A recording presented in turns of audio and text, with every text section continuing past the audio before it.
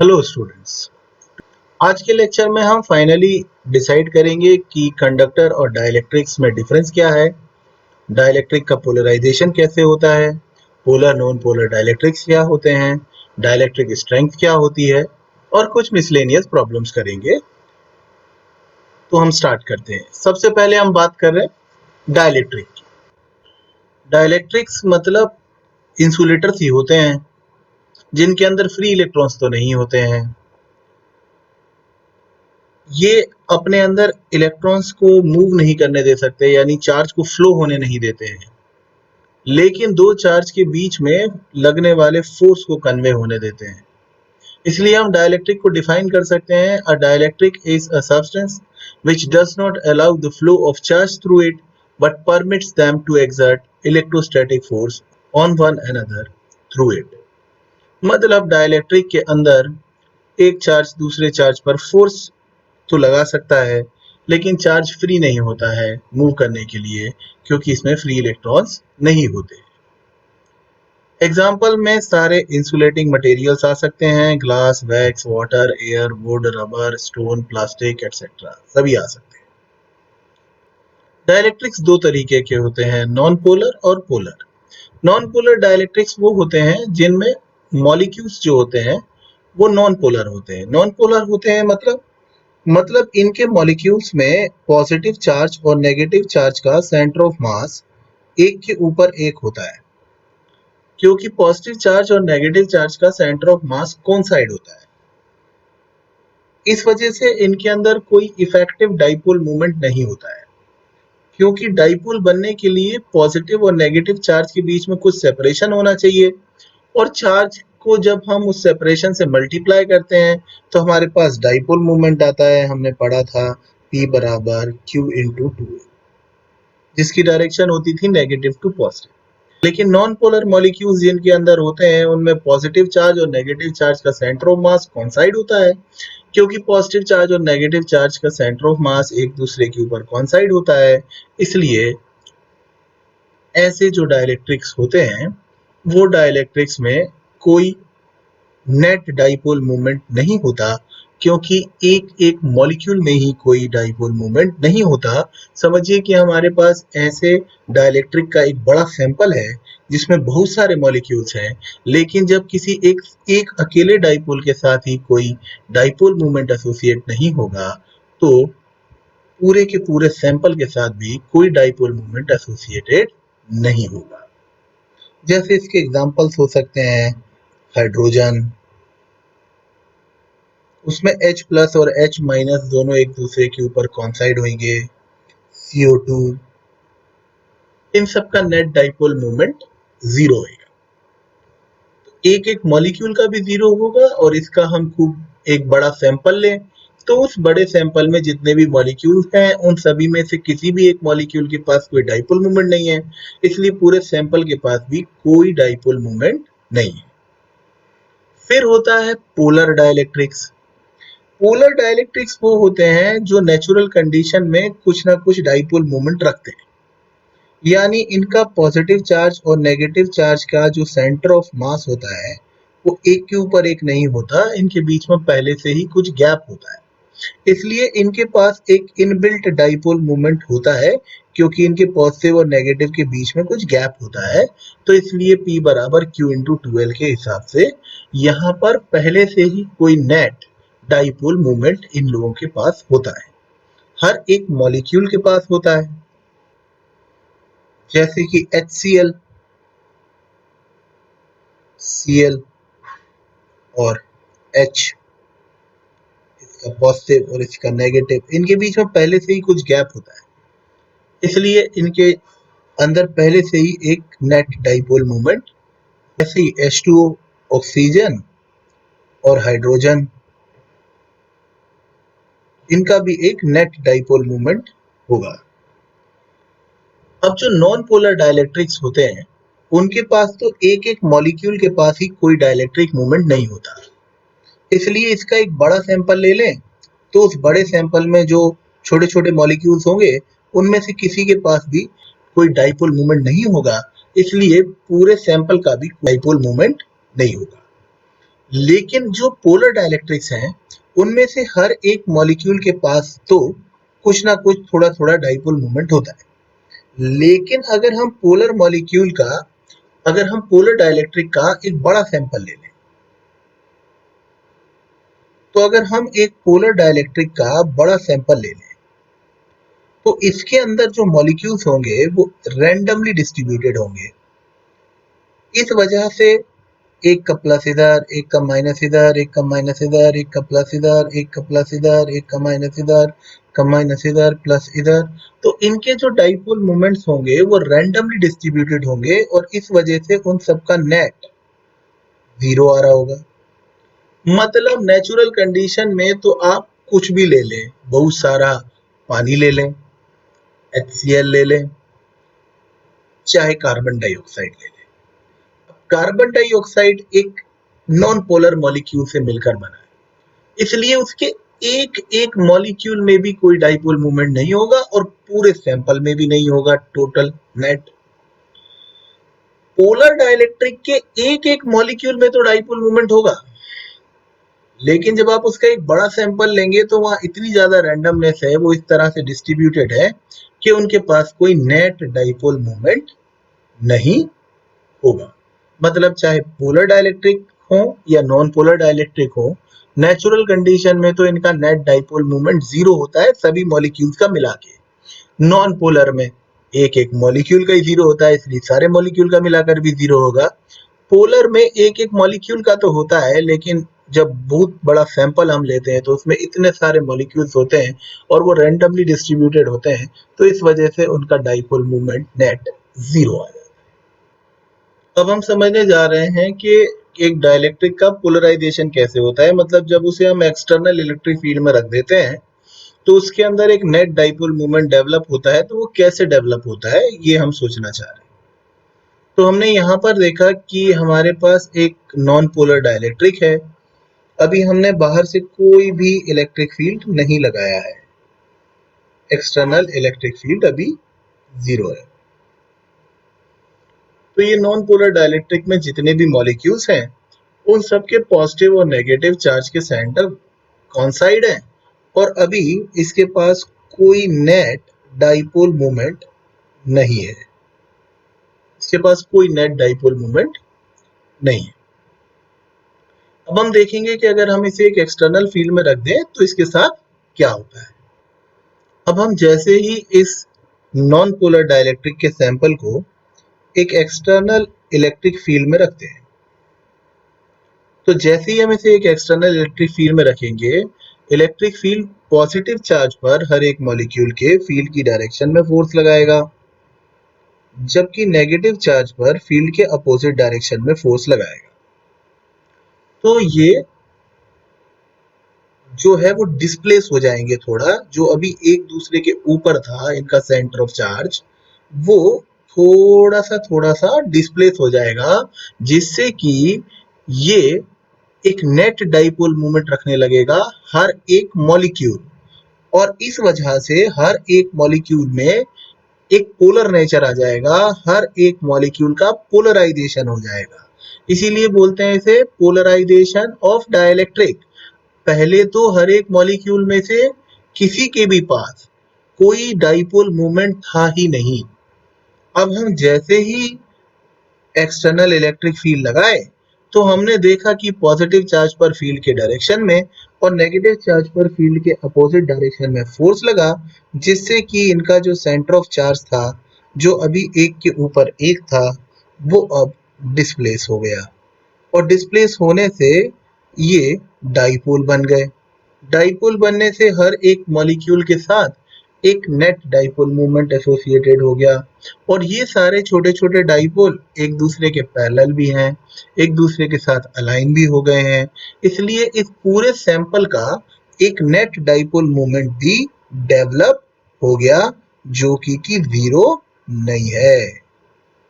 खूब सारा इसमें डाइपोल मूवमेंट डेवलप हो गया। इसे कहते हैं डाइलेक्ट्रिक का पोलराइज्ड हो जाना। तो नॉन पोलर डाइलेक्ट्रिक में तो ये इस तरह से होता है। अब हम देखते हैं कि पोलर डाइलेक्ट्रिक में क्या होता होगा।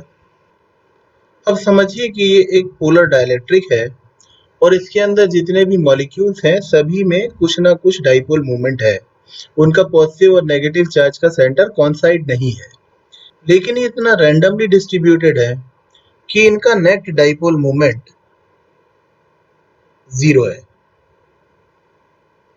सभी का वेक्टर सम करने पर 0 आ रहा है। अभी मैंने यहाँ पर कोई इलेक्ट्रिक फील्ड नहीं लगाया। अब देखते हैं कि जब मैं इसको एक्सटर्नल इलेक्ट्रिक फील्ड में एक्सपोज करता हूं तो क्या होगा। अब समझिए कि मैंने इस पर एक external electric field E not apply कर दिया। तो मैंने आपको पढ़ाया था कि अगर हम एक इलेक्ट्रिक डाइपोल को इलेक्ट्रिक फील्ड में रखें तो क्या होता है। डाइपोल घूमकर इलेक्ट्रिक फील्ड के पैरेलल होने की कोशिश करता है। उसका डाइपोल मूवमेंट इलेक्ट्रिक फील्ड के पैरेलल होने की कोशिश करता है।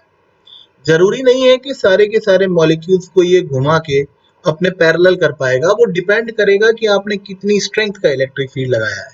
थोड़ा इलेक्ट्रिक फील्ड होगा तो थोड़े डाइपोल को घुमा पाएगा, ज्यादा इलेक्ट्रिक फील्ड होगा तो ज्यादा डाइपोल को घुमा पाएगा। मतलब ज्यादा से ज्यादा पोलराइजेशन करने के लिए जितना ज्यादा हम फील्ड अप्लाई करेंगे, पोलराइजेशन का एक्सटेंट बढ़ता चला जाएगा। लेकिन जो हमने ये फील्ड लगाया है, इस फील्ड को लगाने से हर एक डाइपोल घूमकर उस डाइपोल मूवमेंट की डायरेक्शन एक एक मॉलिक्यूल की होगी नेगेटिव टू पॉजिटिव, और वो फील्ड के पैरेलल होने की कोशिश करने लगेगा। फील्ड में कितनी ताकत है उस पर डिपेंड करेगा कि वो कितने मॉलिक्यूल को पैरेलल कर पाएगा। जितने ज्यादा से ज्यादा मॉलिक्यूल पैरेलल हो गए, उन सब का डाइपोल मूवमेंट ऐड हो जाएगा, और जो रैंडमली डिस्ट्रीब्यूटेड रह जाएंगे उनका डाइपोल मूवमेंट का वेक्टर सम 0 हो जाएगा। लेकिन अब कुछ ना कुछ डाइपोल तो घूमकर इलेक्ट्रिक फील्ड के पैरेलल आ जाएंगे, जिसकी वजह से यहाँ कुछ नेट डाइपोल मूवमेंट डेवलप हो जाएगा। इस तरह हम देख पा रहे हैं कि एक्सटर्नल इलेक्ट्रिक फील्ड अप्लाई करने पर पोलर मॉलिक्यूल्स का डाइपोल मूवमेंट घूमकर electric field, applied electric field के पैरेलल होना चाहता है। ये फील्ड की स्ट्रेंथ पर डिपेंड करता है कि फील्ड कितना तगड़ा लगाया आपने। जितना आप फील्ड हेल्दी लगाएंगे वो उतने ज्यादा से ज्यादा मॉलिक्यूल्स को घुमाकर इलेक्ट्रिक फील्ड के पैरेलल कर लेगा, और वो सभी नेट डाइपोल मोमेंट में कंट्रीब्यूट करने लगेंगे। तो अभी इसका नेट डाइपोल मोमेंट 0 तो नहीं होगा, क्योंकि अगर ये रैंडमली डिस्ट्रीब्यूटेड होते तो 0 होता। अभी 0 तो नहीं होगा, हाँ कुछ ना कुछ होगा। लेकिन मैं ये गारंटी नहीं ले रहा हूं कि ये पूरे पोलर मॉलिक्यूल्स को जो है वो फील्ड की डायरेक्शन में अलाइन कर पाएगा। वो तो डिपेंड करेगा कि ई की वैल्यू कितनी है। तो क्लियर है कि किसी भी डाइलेक्ट्रिक को, चाहे वो पोलर हो या नॉन पोलर हो, जब हम उसको एक्सटर्नल इलेक्ट्रिक फील्ड में एक्सपोज करेंगे तो उसका पोलराइजेशन हो जाएगा। ये बात तो सही है कि उसका पोलराइजेशन एक्सटर्नल फील्ड लगाने की वजह से हुआ, पर इसके साथ साथ वो दो और चीजों पर डिपेंड करेगा। एक तो हर एक मॉलिक्यूल की पोटेंशियल एनर्जी कितनी थी, क्योंकि अगर मॉलिक्यूल की पोटेंशियल एनर्जी ज्यादा थी तो वो तेजी से घूमकर अलाइन होना चाहेगा। तो जिसकी पोटेंशियल एनर्जी जितनी ज्यादा होगी वो उतनी जल्दी से अलाइन होना चाहेगा, और जिसकी पोटेंशियल एनर्जी उस फील्ड में जितनी कम होगी डाइपोल की, वो मॉलिक्यूल उतनी, मुश्किल से बोलना चाहिए, कि वो अलाइन होना चाहेगा। साथ ही साथ थर्मल एजिटेशन, अगर हम टेम्परेचर बढ़ाएं तो इनकी रैंडमनेस बढ़ेगी, और रैंडमनेस बढ़ने से इनका नेट डाइपोल मोमेंट कम होगा। इसलिए अगर आप अच्छे से किसी सब्सटेंस को पोलराइज करना चाहते हैं तो उसके लिए जरूरी है कि आप टेम्परेचर ना बढ़ने दें, और इलेक्ट्रिक फील्ड को आप अच्छी स्ट्रेंथ वाला इलेक्ट्रिक फील्ड अप्लाई करें। तो अब यह एकदम क्लियर है कि चाहे वो पोलर डाइलेक्ट्रिक हो चाहे वो नॉन पोलर डाइलेक्ट्रिक हो, जैसे ही आप उसको किसी एक्सटर्नल इलेक्ट्रिक फील्ड में रखते हैं वो पोलराइज्ड हो जाता है। तो किसी डाइलेक्ट्रिक का एक्सटर्नल इलेक्ट्रिक फील्ड में रखे जाने पर पोलराइज हो जाना ही पोलराइजेशन ऑफ डाइलेक्ट्रिक कहलाता है। तो इसका मतलब polarisation of dielectric means the dielectric substance becomes polarized when it is placed in an external electric field. समझिए कि हमारे पास दो प्लेट्स हैं, दो स्लैब हैं, इस तरह से एक दूसरे के पैरेलल रखे हुए हैं, जैसे मेरे दोनों हाथ एक दूसरे के पैरेलल रखे हैं। एक पर मैंने दिया है प्लस क्यू चार्ज, दूसरे को मैंने दिया है माइनस क्यू चार्ज। दोनों प्लेट का एरिया सेम है ए, इसलिए यहाँ सरफेस चार्ज डेंसिटी है प्लस सिग्मा बराबर क्यू अपॉन ए, और यहाँ पर सरफेस चार्ज डेंसिटी है माइनस सिग्मा बराबर है माइनस क्यू अपॉन ए। जैसा कि हम जानते हैं प्लस से माइनस की तरफ एक इलेक्ट्रिक फील्ड एस्टेब्लिश हो गया होगा जिसकी वैल्यू होगी ई नॉट बराबर सिग्मा अपॉन एप्सिलॉन नॉट। ये हम पहले पढ़ चुके हैं। यहाँ अंदर पूरे स्पेस में यहाँ इक्विडिस्टेंट और parallel electric lines of force होंगी, मतलब यहाँ एक यूनिफॉर्म इलेक्ट्रिक फील्ड होगा। मैं इनको अभी फॉर टाइम बीइंग यहाँ से हटा दे रहा हूँ, क्योंकि मैं आपको समझाना चाहता हूँ कि जब मैं यहाँ डाइलेक्ट्रिक रखूंगा, अभी इनके बीच में हवा है, मैं जब यहाँ डाइलेक्ट्रिक रखूंगा तो उसका पोलराइजेशन होने पर यहाँ पर क्या इफेक्ट आएगा, क्या ये इलेक्ट्रिक फील्ड ई नॉट ही रहेगा या उसमें कुछ चेंज आ जाएगा। जैसे ही हम यहाँ पर एक डाइलेक्ट्रिक स्लैब रखेंगे, उस डाइलेक्ट्रिक स्लैब में पोलराइजेशन हो जाएगा और उसके मॉलिक्यूल्स चाहे पोलर मॉलिक्यूल रहे हो चाहे नॉन पोलर मॉलिक्यूल रहे हो, पॉजिटिव चार्ज पर फोर्स लगेगा फील्ड की डायरेक्शन में, नेगेटिव पर फील्ड की अपोजिट डायरेक्शन में, तो ये इस तरह से स्प्रेड हो जाएंगे और पॉजिटिव प्लेट की नियर बाय सरफेस पर नेगेटिव चार्ज इंड्यूस हो जाएगा और नेगेटिव प्लेट पर की नियर बाय सरफेस पर पॉजिटिव चार्ज इंड्यूस्ड हो जाएगा। इसको मैं इस तरह से दिखाता हूं कि इंडक्शन की वजह से जो अंदर वाले पॉजिटिव और नेगेटिव चार्ज है वो एक दूसरे के इतना करीब आ जाएंगे कि हम कह सकते हैं कि ये जो इलाका बनेगा ये बनेगा region of zero charge density.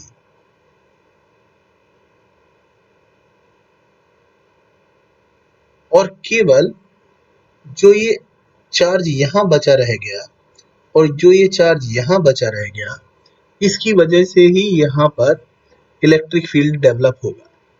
अब मेन चार्ज तो हमारा था प्लस क्यू, यहाँ पर कुछ इंड्यूस्ड चार्ज आया होगा क्यू इंड्यूस्ड नेगेटिव, यहाँ पर आया होगा क्यू इंड्यूस्ड पॉजिटिव।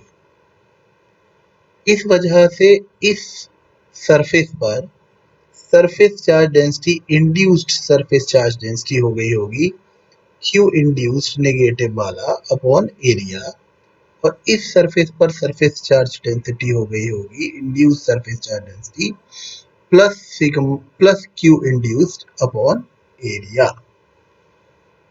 इसको हम थोड़ा साफ सुथरा सा फिगर बना लेते हैं। हमें समझ में आ गया कि जब यहाँ पर पोलराइजेशन हुआ तो अंदर वाले जितने मॉलिक्यूल्स थे उनका प्लस और माइनस इतने पास आ गया, एक का प्लस दूसरे के माइनस के पास आ गया कि अंदर तो हमें कोई चार्ज डेंसिटी नहीं फील हो रही, क्योंकि उस रीजन में नेट चार्ज डेंसिटी 0 है। लेकिन जो बाहर वाला प्लस और बाहर वाला माइनस इंड्यूस होके आ गया, ऑब्वियसली वो इंड्यूस चार्ज मेन चार्ज से कम होगा, लेकिन वहां पर उसकी वजह से सरफेस चार्ज डेंसिटी डेवलप हो गई। सो हमारे सामने फाइनल पिक्चर कुछ इस तरह से आ गई कि हमने दो स्लैब रखे थे, एक पर प्लस सिग्मा चार्ज था, एक पर माइनस सिग्मा चार्ज था, और उसके बीच में एक डाइलेक्ट्रिक रखा हमने। सपोज इसका डाइलेक्ट्रिक कांस्टेंट था हमारे पास एप्सिलॉन आर, इसका डाइलेक्ट्रिक कांस्टेंट था एप्सिलॉन आर। हमने इसको यहाँ पर रखा और अब हमने देखा कि इसका हो गया पोलराइजेशन, जिससे इस पे इंड्यूस चार्ज आ गया माइनस सिग्मा इंड्यूस और प्लस सिग्मा इंड्यूस।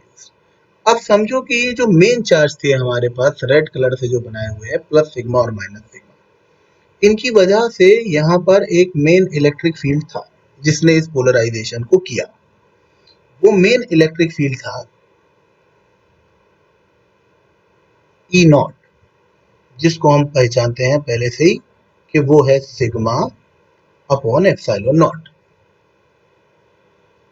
अब हुआ ये कि जब ये डाइलेक्ट्रिक पर इंड्यूस्ड चार्ज आ गए और उनकी पोलरिटी अपोजिट है, क्योंकि रेड वाला जिधर प्लस सिग्मा है उधर तो इंड्यूस वाला माइनस सिग्मा है, तो अंदर जो पोलराइजेशन हुआ उसकी वजह से डाइलेक्ट्रिक के अंदर भी एक इलेक्ट्रिक फील्ड डेवलप हो गया प्लस से माइनस की तरफ।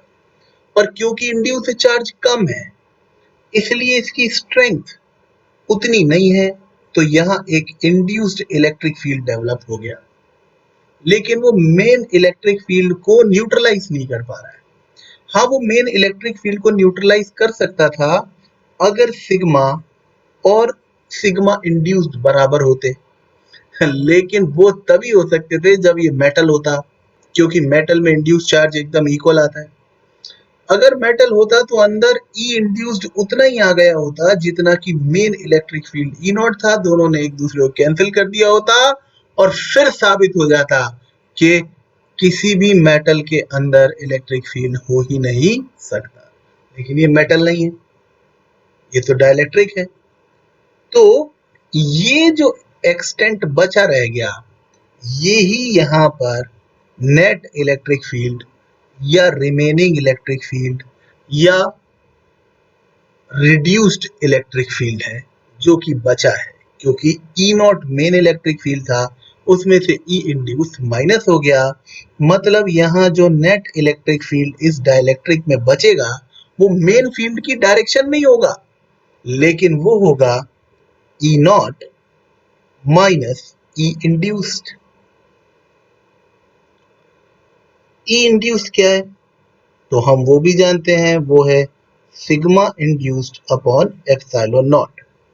और हम शुरू से ही पढ़ते आ रहे हैं कि किसी भी डाइलेक्ट्रिक के अंदर इलेक्ट्रिक फील्ड, एयर में जो इलेक्ट्रिक फील्ड होता है उसका एप्सिलॉन आर से डिवाइड कर दो तो हमारे पास इलेक्ट्रिक फील्ड आ जाता है। अगर हम इन सब को यूज करें तो हम यहाँ जो इंड्यूस्ड चार्ज आए हैं उसकी कैलकुलेशन बैठा सकते हैं। देखिए, हम इंड्यूस्ड इलेक्ट्रिक फील्ड की फॉर्मूला निकाल सकते हैं। इंड्यूस्ड इलेक्ट्रिक फील्ड का फॉर्मूला होगा, वो होगा ई नॉट माइनस ई। इसलिए इंड्यूस्ड इलेक्ट्रिक फील्ड होगा ई नॉट, तो ठीक है, ई मतलब E naught upon epsilon are.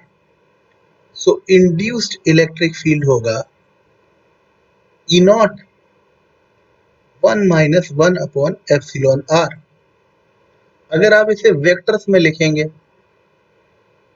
तो यहाँ प्लस माइनस की वर्थ होगी, और आप देख सकते हैं कि इंड्यूस्ड इलेक्ट्रिक फील्ड का डायरेक्शन मेन इलेक्ट्रिक फील्ड के डायरेक्शन के अपोजिट है। तो अगर मैं इसे वेक्टर्स में लिखूं तो इंड्यूस्ड इलेक्ट्रिक फील्ड को मेरे को लिखना चाहिए कायदे से -1 अपॉन एप्सिलॉन। लेकिन हे भगवान, इसको तो क्या लिख सकते हैं, sigma induced upon epsilon naught. इसको लिख सकते हैं sigma upon epsilon naught 1 upon epsilon r. Epsilon naught cancel out हो गए। इसको लिख सकते हैं क्यू इंड्यूस्ड अपॉन एरिया। इसको लिख सकते हैं q upon area 1 upon epsilon r. अरे वाह, एरिया कैंसिल आउट होने के बाद इंड्यूस्ड चार्ज का फॉर्मूला आ गया main charge 1 upon epsilon r. याद कीजिए, मैंने सेम फॉर्मूला सबसे पहले लेक्चर में जब मैं इंडक्शन पढ़ा रहा था तब मैंने आपको सिखाया था, पर क्योंकि उस समय आप समझ नहीं सकते थे कि ये कहाँ से आया, इसलिए मैं उस समय आपको ये पूरी थ्योरी नहीं बता सकता था। अब आप सोचिए कि अगर यहाँ मेटल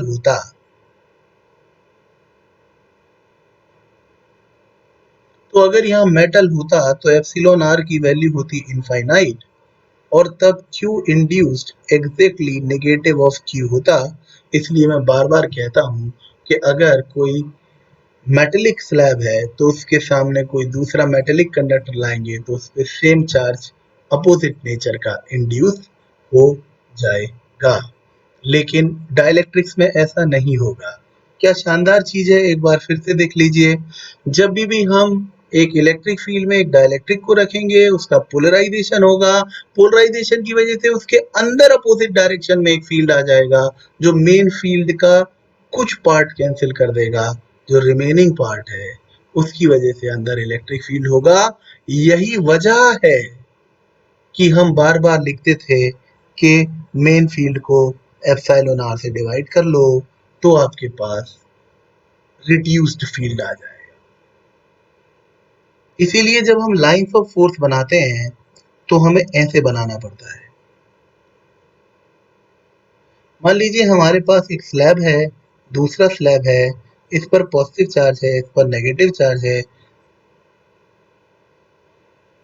तो इनके बीच में लाइंस ऑफ फोर्स पूरी इस तरह से होंगी। अगर यहाँ पर एयर है तो इस तरह से लाइंस ऑफ फोर्स होंगी, क्योंकि ये इंटेंसिटी ई को रिप्रेजेंट कर रही है। अब अगर कोई हमसे बोलता है कि इसके कुछ हिस्से में हमने एक डाइलेक्ट्रिक स्लैब को लाकर रख दिया, ये इसका कुछ हिस्सा है, हमने यहाँ पर एक डाइलेक्ट्रिक स्लैब को लाकर रख दिया जिसका डाइलेक्ट्रिक कांस्टेंट एप्सिलॉन है, तो बेटा जी यहाँ पे आ गया होगा नेगेटिव चार्ज, यहाँ पे आ गया होगा पॉजिटिव चार्ज, और यहाँ जहाँ हवा है वहाँ तो इलेक्ट्रिक फील्ड जैसा था वैसा ही होगा, दोनों तरफ सेम होगा, और उसकी वैल्यू इन इलाकों में तो सिग्मा अपॉन एप्सिलॉन नॉट ही होगी। पर क्योंकि स्लैब के अंदर उसकी वैल्यू एप्सिलॉन आर टाइम्स कम हो गई होगी, क्योंकि बच्चे समझ गए कि ये लाइंस ऑफ फोर्स भी पूरी इसके अंदर से गई होंगी, लेकिन इसके अंदर जो इंड्यूस लाइंस ऑफ फोर्स आई होंगी उनने कैंसिल आउट कर दिया होगा, इसलिए अंदर इलेक्ट्रिक फील्ड थोड़ा कम होगा,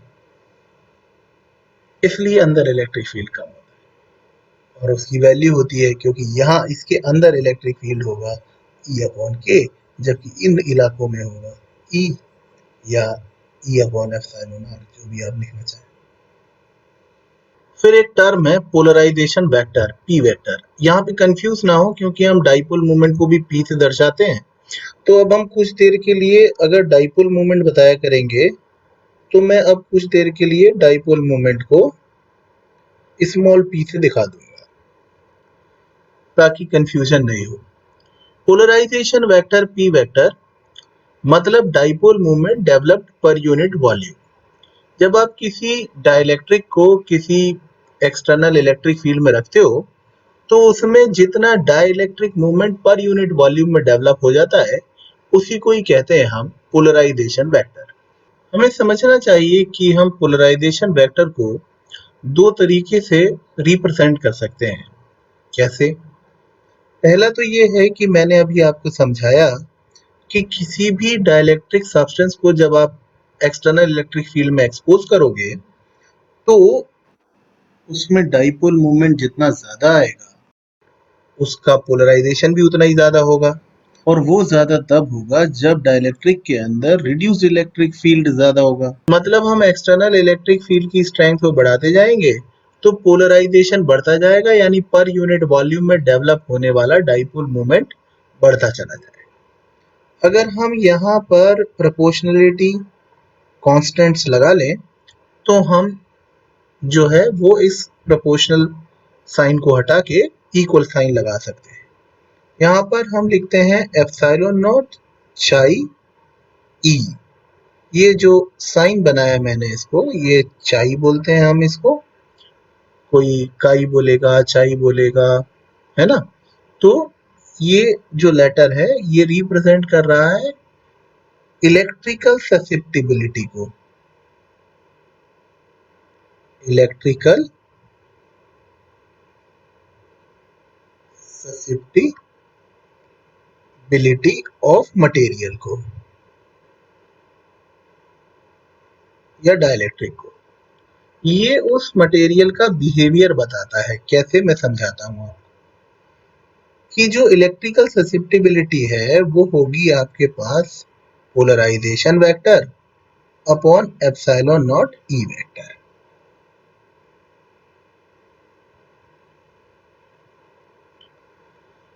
इसका मतलब जिसके लिए चाई की वैल्यू ज्यादा होगी वो मटेरियल आसानी से पोलराइज होना चाहता होगा, क्योंकि ई की वैल्यू कम होने पर भी अगर पी की वैल्यू ज्यादा आ जाए तभी चाई ज्यादा होगा। इसका मतलब है कि ये उस मटेरियल की टेंडेंसी को शो कर रहा है कि वो कितनी आसानी से पोलराइज होना चाहता है। अगर कम इलेक्ट्रिक फील्ड लगाने पर भी ज्यादा पोलराइजेशन हो जाए तो उस सब्सटेंस की ससेप्टिबिलिटी ज्यादा होगी। ससेप्टिबिलिटी ज्यादा होने का मतलब है कि वो मटेरियल आसानी से पोलराइज होना चाहता है। आप उसे एक वीक इलेक्ट्रिक फील्ड में भी रखेंगे तो भी उसमें स्ट्रॉन्ग पोलराइजेशन हो जाएगा। कुछ ऐसे डाइलेक्ट्रिक होते हैं जिनके लिए चाई की वैल्यू कांस्टेंट नहीं होती है और कुछ ऐसे होते हैं जिनके लिए चाई की वैल्यू कांस्टेंट होती है। जिनके लिए चाई की वैल्यू कांस्टेंट होती है उन डाइलेक्ट्रिक्स को हम बोलते हैं लीनियर डाइलेक्ट्रिक्स। तो हम यहाँ समझा सकते हैं नोट में कि फॉर लीनियर डाइलेक्ट्रिक्स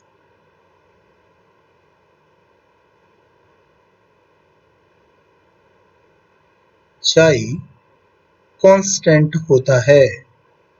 तो अगर किसी डाइलेक्ट्रिक के लिए चाई की वैल्यू, उसकी इलेक्ट्रिकल ससेप्टिबिलिटी की वैल्यू कांस्टेंट है, मतलब वो और किसी फैक्टर पे डिपेंड नहीं कर रही है, तो वो एक लीनियर डाइलेक्ट्रिक कहलाता है। इलेक्ट्रिकल ससेप्टिबिलिटी एक डायमेंशनलेस क्वांटिटी है। हमने यहाँ एप्सिलॉन नॉट का प्रोडक्ट इसीलिए किया है ताकि जो इलेक्ट्रिकल ससेप्टिबिलिटी है वो एक डायमेंशनलेस क्वांटिटी हो, मतलब ये एक प्योर नंबर है। इसकी वैल्यू ज्यादा होने का मतलब है कि वो मटेरियल आसानी से पोलराइज होना चाहता है और कम होने का मतलब है कि वो मटेरियल आसानी से पोलराइज नहीं होना चाहता है। इस रिलेशन से क्लियर है कि पोलराइजेशन वेक्टर की डायरेक्शन वही होती है जो अप्लाइड इलेक्ट्रिक फील्ड की होती है, यानी direction of polarization vector or polarization is in the direction of applied external electric field। Polarization vector का जो मैग्नीट्यूड होता है उसको हम कहते हैं पोलराइजेशन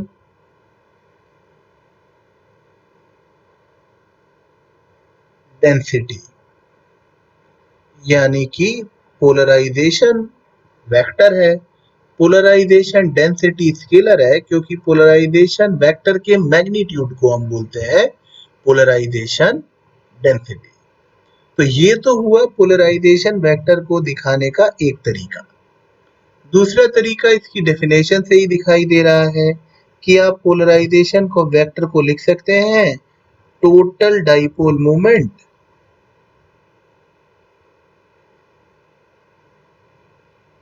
अपॉन वॉल्यूम। क्योंकि पोलराइजेशन वेक्टर था क्या, वो था dipole moment developed per unit volume. इस तरह हमारे पास दो तरीके का फॉर्मूला आ गया एक ही डेफिनेशन से। एक तो आ गया कि पोलराइजेशन वेक्टर होता है एप्सिलॉन नॉट चाई ई वेक्टर, ई एक्सटर्नल इलेक्ट्रिक फील्ड लगाया है, क्योंकि कॉमन सेंस की बात है कि जितना ज्यादा हम इलेक्ट्रिक फील्ड लगाएंगे उतना ज्यादा पोलराइजेशन होगा। पर क्या सभी मटेरियल्स में बराबर इलेक्ट्रिक फील्ड लगाएंगे तो बराबर पोलराइजेशन होगा? नहीं। इसलिए हर मटेरियल का एक अलग बिहेवियर होता होगा, हर मटेरियल की एक अलग इलेक्ट्रिकल ससेप्टिबिलिटी होती होगी, उसकी इलेक्ट्रिकल ससेप्टिबिलिटी अलग अलग है, उसका नेचर अलग अलग है, उसकी बोलना चाहिए कि टेंडेंसी ऑफ पोलराइजेशन अलग अलग है। इसलिए टेंडेंसी ऑफ पोलराइजेशन को रिप्रेजेंट करने वाली एक क्वांटिटी है जो है इलेक्ट्रिकल ससेप्टिबिलिटी।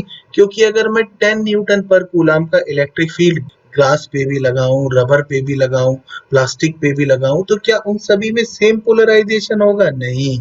सभी में अलग अलग पोलराइजेशन, यानी कि dipole moment developed per unit volume अलग अलग क्यों है? क्योंकि हर मटेरियल की एक अलग इलेक्ट्रिकल ससेप्टिबिलिटी है। यही समझाया जा सकता है पोलराइजेशन डेंसिटी को। मैंने बताया था कि पोलराइजेशन वेक्टर का जो मैग्नीट्यूड होता है उसको पोलराइजेशन डेंसिटी बोलते हैं। तो अगर हम पोलराइजेशन वेक्टर का मैग्नीट्यूड लें यानी P लें तो वो है क्या, वो है total dipole moment divided by volume. अब आप 2 मिनट के लिए मान लीजिए कि इन दोनों प्लेट्स के बीच का डिस्टेंस d था और इस स्लैब का जो क्रॉस सेक्शनल एरिया है वो a था। तो ये ग्रीन कलर की जो स्लैब आपको दिखाई दे रही है इसका वॉल्यूम कितना होगा? वॉल्यूम होगा area into thickness a into d। साथ ही साथ अगर हम ये मान लें कि यहाँ जो इंड्यूस्ड चार्ज आया था वो Q था, Q इंड्यूस्ड प्लस और माइनस, और इनके बीच का सेपरेशन d था, तो जो नेट डाइपोल मूवमेंट डेवलप हुआ होगा, मैंने आपसे कहा भी था कि मैं इसको स्मॉल p से दिखाऊंगा अभी, तो वो Q इंटू 2L के हिसाब से Q इंटू D लिखना पड़ेगा। लेकिन याद रखिए ये Q नहीं, Q इंड्यूस्ड है, क्योंकि जितना इंड्यूस्ड हो जाता है डाइपोल मोमेंट उसी को total dipole moment induced divided by volume. So total dipole moment induced होगा Q इंटू D, पर याद रखिए Q इंड्यूस्ड है, वॉल्यूम होगा A into D, D cancel out हो जाएगा। ए भगवान, ये क्या आ गया? ये तो आ गया सिग्मा इंड्यूस। अरे तो जो पोलराइजेशन वेक्टर का मैग्नीट्यूड होता है यानी पोलराइजेशन डेंसिटी, वो और कुछ नहीं होता, इंड्यूस्ड सरफेस चार्ज डेंसिटी होती है। इसलिए सवाल में तो इसको कैलकुलेट करना बिल्कुल ही आसान है, क्योंकि हम सिग्मा तो निकाल ही लेंगे ना। तो जो सिग्मा होता है इंड्यूस्ड वाला, मेन वाला नहीं, इंड्यूस्ड वाला। सर इंड्यूस्ड वाला कैसे निकालेंगे? अरे अगर मेन चार्ज दिया है और डाइलेक्ट्रिक कांस्टेंट दिया है तो अभी यार फॉर्मूला पढ़ाया था मैंने, क्यू इंड्यूस कैसे निकालते हैं? क्यू इंड्यूस निकालते हैं minus q 1 - 1 upon epsilon r, और एरिया से डिवाइड करेंगे तो खटक से हमारे पास सिग्मा आ जाएगा, और इससे हम पोलराइजेशन वेक्टर का मैग्नीट्यूड निकाल सकते हैं। वेक्टर फॉर्म में लिखना है तो उसकी डायरेक्शन ई की डायरेक्शन में होती है, जो हमने अप्लाइड फील्ड लगाया उसकी डायरेक्शन में। तो ये हमें क्लियर हो गया मामला। नेक्स्ट है relation between electrical susceptibility and dielectric constant. देखिए हमने समझा कि जो रिड्यूस इलेक्ट्रिक फील्ड होता है E, वो होता है external electric field E naught minus induced electric field. इसको हम मान लेते हैं इक्वेशन नंबर 1। हम सर्च करते हैं कि इंड्यूस्ड इलेक्ट्रिक फील्ड क्या होता है। तो अगर हम देखें कि इंड्यूस्ड इलेक्ट्रिक फील्ड क्या है, तो इंड्यूस्ड इलेक्ट्रिक फील्ड होता है sigma induced upon epsilon not. लेकिन अभी अभी हमने देखा था कि सिग्मा इंड्यूस जो था वो तो पोलराइजेशन वेक्टर या पोलराइजेशन डेंसिटी P के बराबर था। P क्या होता था? ये होता था एप्सिलॉन नॉट चाई E। यहाँ हर बार जो E आता है वो होता है रिड्यूस्ड इलेक्ट्रिक फील्ड, मतलब ये वाला E जो कि उस डाइलेक्ट्रिक के अंदर बचा। लगाया तो हमने E नॉट था, अंदर इंड्यूस्ड हुआ E इंड्यूस्ड, दोनों को सब्ट्रैक्ट करने के बाद उस डाइलेक्ट्रिक में जो सेटअप हो गया फील्ड, वो सेटअप फील्ड ही यहाँ पोलराइजेशन वेक्टर के फॉर्मूले में आता है। तो हम ये इसको रिप्लेस कर देते हैं यहाँ पर, तो E इंड्यूस्ड बराबर हो गया हमारे पास चाई epsilon not E upon epsilon not, epsilon naught cancel out हो गए, तो हमारे पास इंड्यूस इलेक्ट्रिक फील्ड आ गया चाई E। इसको उठा के हमने इक्वेशन नंबर 1 में डाल दिया। इक्वेशन नंबर 1 में डाला तो इक्वेशन ऐसी दिखने लगी, E is equal to E naught minus chi E। मैं चाई E को इस तरफ ले आया और E कॉमन ले लिया, 1 प्लस चाई इंटू E बराबर हो गया E नॉट। हम पहले से ही जानते हैं कि E को लिख सकते हैं E naught upon epsilon r, इसलिए 1 प्लस चाई E को लिख दिया E naught upon epsilon r, और यहाँ तो E नॉट था ही, E नॉट कैंसिल आउट हो गए, तो 1 प्लस चाई इज इक्वल टू हो गया एप्सिलॉन आर, या चाई इज इक्वल टू हो गया एप्सिलॉन आर माइनस 1। जैसे अगर वाटर का डाइलेक्ट्रिक कांस्टेंट या रिलेटिव परमिटिविटी एप्सिलॉन आर 80 है, तो उसकी इलेक्ट्रिकल ससेप्टिबिलिटी 79 होगी। 1 माइनस कर देंगे, सिंपल है। हमें डाइलेक्ट्रिक कांस्टेंट्स तो याद ही होते हैं।